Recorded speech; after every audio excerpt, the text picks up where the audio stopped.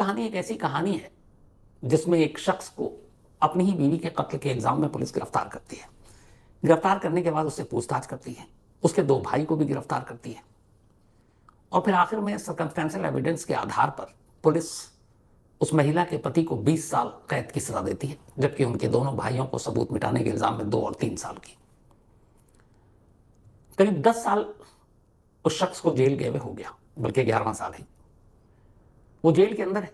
20 साल की सजा में से 11वां साल शुरू हो चुका है सजा का, लेकिन आज भी उसकी बीवी की लाश कहाँ है ये किसी को नहीं मालूम। इस दौरान में पुलिस ने तमाम कोशिश कर ली, कई ठिकानों पर खुदाई की, लेकिन लाश बरामद नहीं कर पाई। हालांकि पति को सजा हो गई है, तो बगैर लाश के कत्ल की ये वो कहानी है जिसमें आज भी उस लाश का इंतजार है। ये कहानी है रानिया अलेत की। रानिया एक फिलिस्तीनी लड़की थी। बचपन में रिफ्यूजी कैंप में पली बढ़ी, फिर फिलिस्तीन और इजराइल के बीच ज़्यादा हालात ख़राब हुए तो वो वहाँ से सीरिया निकल गई। अब वो सीरिया में ही परवरिश पा रही थी, माँ बाप उसे पढ़ा लिखा रहे थे। सीरिया में ही इनकी मुलाकात फिर अहमद से होती है, अहमद अल अतखतीब। ये पत्थर और नगीनों का व्यापारी था अहमद, और रानिया से करीब 9 साल बड़ा था, लेकिन वो भी फिलिस्तीनी था। तो अब सीरिया में दोनों देखते हैं, दोनों के घर वालों की रजामंदी से रानिया और अहमद की शादी हो जाती है। अब रानिया और अहमद की शादीशुदा जिंदगी ठीक ठाक चल रही है। कुछ वक्त बीतता है, फिर 2005 में रानिया को लेकर अहमद सीरिया से लंदन पहुंच जाता है, ब्रिटेन में आने के बाद ये लोग ग्रेटर मैनचेस्टर में अपना एक आशियाना ढूंढते हैं। वहाँ अहमद काम करने लगता है और धीरे धीरे वक्त बीतता है। रानिया के 3 बच्चे होते हैं, 2 बेटे और 1 बेटी। लंदन आने के बाद अब चूंकि रानिया का थोड़ा सा फ्रेंड सर्किल भी बढ़ा, माहौल भी बढ़ा, कल्चर भी बदला, तो वहाँ उसके कुछ दोस्त भी बने। तब उसके हिसाब से फिर उसका रहन सहन थोड़ा बदलने लगा। बड़ी आम बात थी, लेकिन अहमद को ये बात ठीक नहीं लगती। अहमद को लगता कि रानिया यहाँ कर बदल गई है। वो उसके कपड़ों पर, उसके बाहर जाने पर उसे टोकने लगा। अच्छा, अहमद एक थोड़े से शक्की किस्म का भी इंसान था। उसे लगता था कि इंग्लैंड आने के बाद रानिया पर कोई भूत प्रेत या साया आ गया, कोई जिन जन्नात, और वो रानिया को बदलने की कोशिश कर रहा है। उसने कई बार उसको इस तरीके से अपने इलाज भी करना शुरू किया, लेकिन रानिया कहती थी मैं नॉर्मल हूँ, ठीक हूँ, और तुम खामखा गलतफहमी में हो, और मैं कपड़े कोई अश्लील तो नहीं पहन रही हूँ, बस ये है कि जिस तरह का देश है वैसा भेस है। लेकिन अहमद रानिया के इस बर्ताव और उसके कपड़ों और रहन सहन पे की वजह से उससे नाराज रहने लगा। इस चक्कर में मियाँ बीवी में झगड़ा होने लगा, झगड़ा चलता रहा। अब जब ये झगड़ा बढ़ा तो फिर रानिया ने एक रोज तय किया कि वो अहमद से अलग हो जाएगी और उससे वो डिवोर्स ले लेगी। ये बात है 2013 की। 2013 के शुरुआती फरवरी के महीने में अब रानिया अहमद से अलग हो जाती है। 3 बच्चों को अपने साथ लेती है और वह अलग जान पहचान के शख्स के जरिए किराए पे घर लेती है और वहाँ 3 बच्चों के साथ रहने लगती है। अहमद अब अलग है, उसके 2 भाई अलग रह रहे हैं।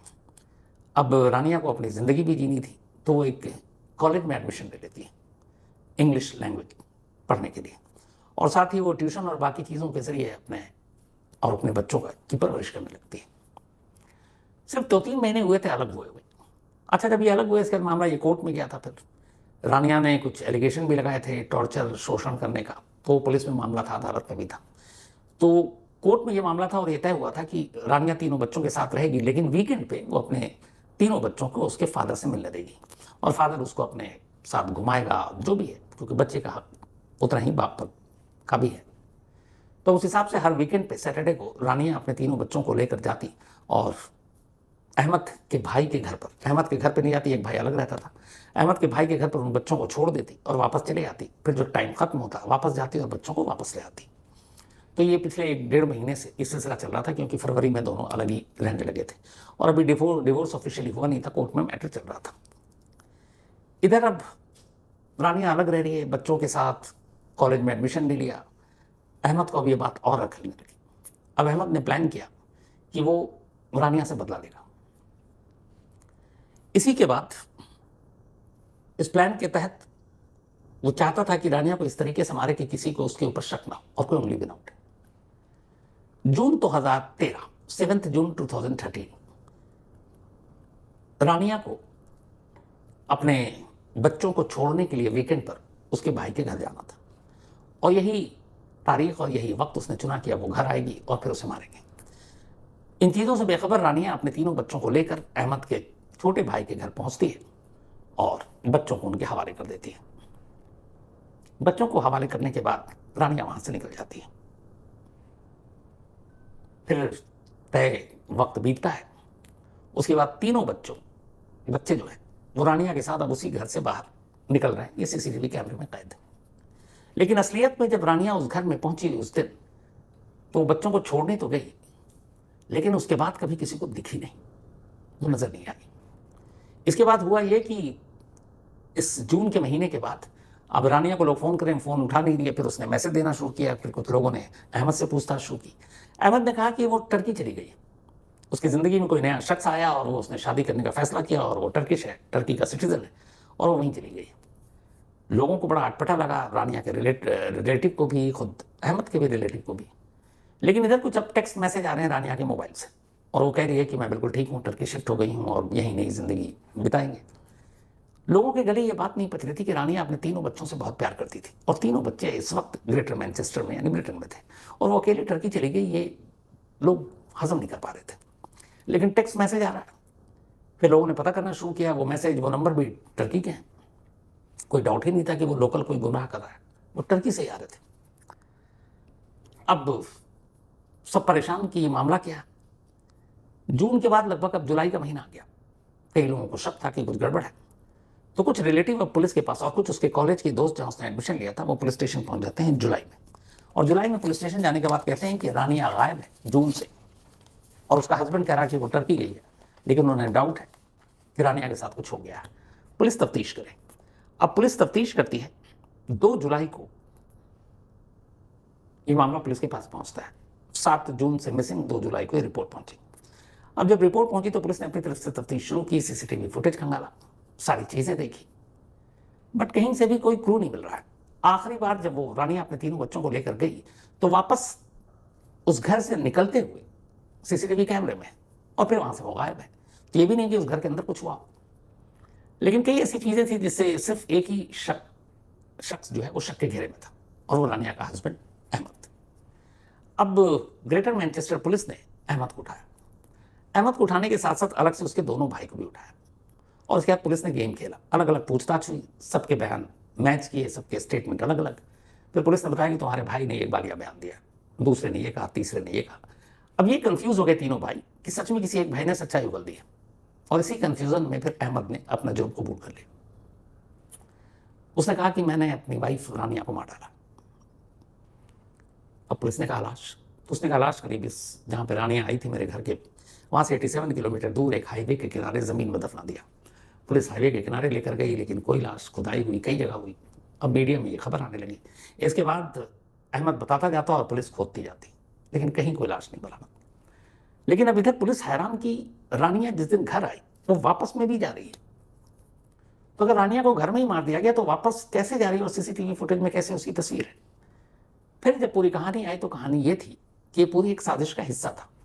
अहमद को पता था कि रानिया वीकेंड पर अपने बच्चों को छोड़ने के लिए आएगी, क्योंकि वो उससे मुलाकात करेगा, और इसीलिए उसने तय किया कि वो अपने भाई के घर को चुना, क्योंकि भाई के घर पे ही एक वो नोडल प्लेस थी। वो उसके घर जाना नहीं चाहती थी कोर्ट के हिसाब से, तो भाई के घर बच्चों को छोड़ती थी। भाई को उसने सबसे पहले अपनी इस साजिश में शामिल किया कि मुझे इसे सबक सिखाना है, इसे मारना है। भाई भी उसमें शामिल हो गया। फिर जो छोटा भाई था वो भी शामिल हो गया। अब तीनों भाई मिल गए। अब इसके बाद जून में रानिया घर पहुंचती उसी वीकेंड पर बच्चों को छोड़ने के लिए। बच्चों को जब छोड़ने के लिए आती है, बच्चे छोड़ती है घर के अंदर, क्योंकि छोटे भाई के साथ उसका रिश्ता ठीक था, बुरा नहीं था, तो वो घर के अंदर गई। घर के अंदर गई, लेकिन रानिया बाहर नहीं निकली। थोड़ी देर के बाद कैमरे में रानिया जरूर निकली है। एक शॉल, उसी के बूट और उसी के कोट, नकाब, हिजाब, ये भी जो भी चीज़ें वो पहनती थी या पहन कर आई थी, वो सारी चीज़ें, वही पोशाक, उसी ड्रेस में एक शख्स बाहर निकलकर जाता हुआ दिखाई दे रहा है। जीन्स, टॉप, शॉल, ये ड्रेस थी उसमें जिस निकलनी थी। अब सवाल ये था कि अगर कातिल के हिसाब से कत्ल उसने घर में किया, तो फिर रानिया घर से बाहर जिंदा कैसे जा रही है। तो कहानी ये थी कि जब रानिया बच्चों को लेने के लिए आई, उससे पहले ही अहमद के कहने पर घर के बाकी लोगों को बाहर कर दिया गया था, कहीं और भेज दिया गया। वो बच्चों को लेकर आई, बच्चे बाहर थे, एक उसका अंकल बच्चों को कहा तुमको घुमा कर लाते हैं, वो बच्चों को भी बाहर ले गया। इसके बाद अब पहुंचता है अहमद। अहमद आता है, रानिया घर के अंदर है। इसके बाद वो अपने भाई के साथ मिलकर गला घोंट कर उसे मार डालता है। मारने के बाद घर के अंदर लाश है। अब उसके बाद वो उसके कपड़े उतारता है। उसके कपड़े उतारकर अहमद खुद वो कपड़े पहनता है। वो बूट भी पहनता है, फिट नहीं आ रहा लेकिन जबरन, जीन्स भी पहनता है, टॉप भी पहनता है और वो शॉल ओढ़ता है। और उसके बाद घर से सिर्फ उतनी दूरी तक जाता है जहां पर वो सीसीटीवी कैमरे में कैद हो जाए, क्योंकि उसे ये दिखाना था कि रानिया घर पे आई और घर में आने के बाद अब वो घर से जा भी रही है बच्चों को छोड़कर। तो रानिया चली गई और बाद में बच्चों को ये लोग ड्रॉप भी कर देते थे वापस घर में।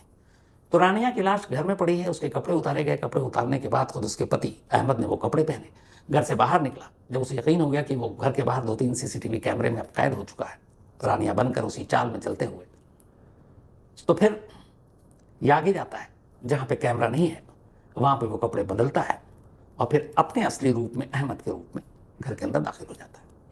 तो जो कैमरे की तफ्तीश की गई थी शुरुआत में, उसमें पुलिस को इसलिए शक नहीं हुआ क्योंकि रानिया घर के अंदर आई और घर से जा भी रही है, तो इसका मतलब है कि घर में कुछ था ही नहीं। लेकिन असल में वो रानिया जा नहीं रही थी, वो खुद उसका हस्बैंड था अहमद, वो उसके कपड़े में जा रहा था सिर्फ सीसीटीवी कैमरे में खुद को कैद कराने के लिए, ताकि कल को पुलिस उसके ऊपर शक न करे। तो ये चीज़ें सामने आ गई, मामला कोर्ट में पहुंचा, कोर्ट में मुकदमा शुरू हुआ, मीडिया में खबरें आने लगी, रानिया की लाश की तलाश शुरू हो गई। लेकिन तमाम तलाश के बावजूद रानिया की लाश नहीं मिली।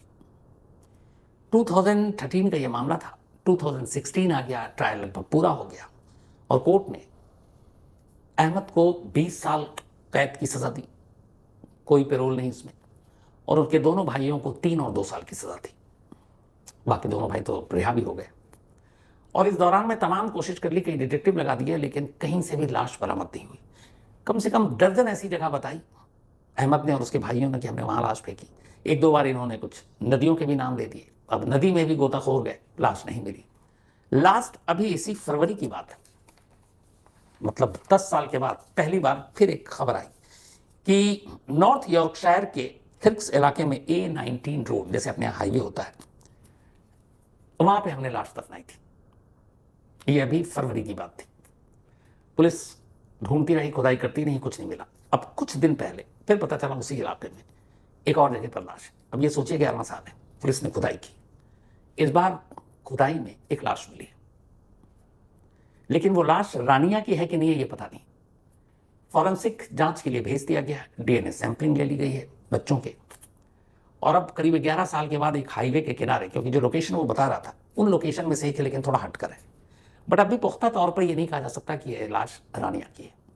पुलिस अब इंतजार कर रही है DNA की रिपोर्ट की। अगर DNA की रिपोर्ट आ गई और ये लाश मिल गई तो शायद 11वें साल ये लाश बरामद हो जाएगी, लेकिन नहीं मिलती है तो कमाल ये है कि कातिल कत्ल करने की बात अदालत में कबूल कर चुका। उसे कहा गया था कि कम सजा होगी और उसने माना कि उसने मार डाला, लेकिन लाश को लेकर अक्सर गुमराह करता रहा और आज भी कर रहा है। और आज की तारीख में भी ये लाश जो अभी बरामद कंकाल हुई है रानिया की है, ये वहाँ के जो पुलिस अफसर हैं उन्हें भी डाउट, उन्हें लगता है कि इन लोगों ने ये तय कर लिया कि लाश का पता नहीं देंगे, जबकि रानिया के फैमिली वालों की सिर्फ एक अपील है, उनका यह है कि कम से कम उसकी लाश बरामद हो जाए तो आखिरी रस्म पूरी की जाए ताकि उसकी रूह को सुकून मिले और मजहबी रीति रिवाज के हिसाब से उसे दफनाया जाए। सिर्फ उनकी इतनी मांग है अथॉरिटी से भी, कोर्ट से भी।